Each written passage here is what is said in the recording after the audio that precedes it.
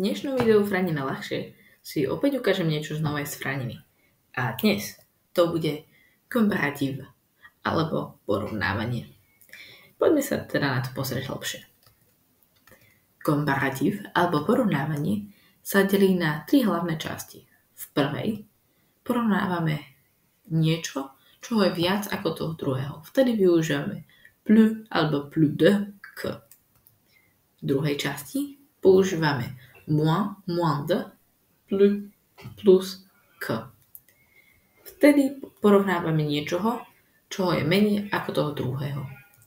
No a tretia možnosť bude prekvapivo, keď porovnávame rovnako ako niečo iného. A budeme vtedy využiť osy alebo osy de a k. Poďme sa pozrieť na prvý príklad, alebo teda prvú možnosť, kedy využívame viac ako toho druhého. Teda plus que.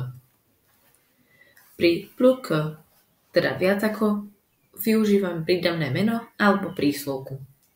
S prídavným menom by veta mohla znieť napríklad Julien est plus sportif que Florence. S príslovkou by zase veta mohla znieť Il parle plus allemand que le prof. Druhá možnosť, menej ako, alebo moins que. Opäť využívam prídavné meno alebo príslovku. Veta s prídavným menom môže znieť Julien est moins sportif que Florence. Alebo s príslovkou Il parle moins l'allemand que le prof. No a tretia možnosť, osy k, alebo rovnako ako, môže byť napríklad opäť s prídavným menom alebo príslovkou. S prídavným menom veta môže znieť Julien est aussi sportif que Florence, alebo s príslovkou Il parle aussi l'allemand que le prof. Určite si pamätáte, že ste na začiatku v prvých 3 možnostiach videli nejaké d. Čo to znamená? D sa využíva, keď dávame porovnávanie ani s prídavným menom, ani príslovkou, ale s nom, teda podstatným menom. Takéto vety sú v podstate skoro rovnaké, až na to, že tam pridáme d a namiesto príslovky a prídavného mena bude podstatné meno.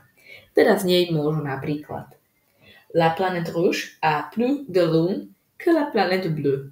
Alebo La planète rouge a moins d'eau que la planète bleue. Alebo La planète rouge a aussi d'orage que la planète bleue. Ďakujem za pozornosť a ak chcete vedieť hocičo viac z francúzštiny, neváhajte mi napísať do komentárov a viac informácií alebo videí nájdete na mojom kanáli.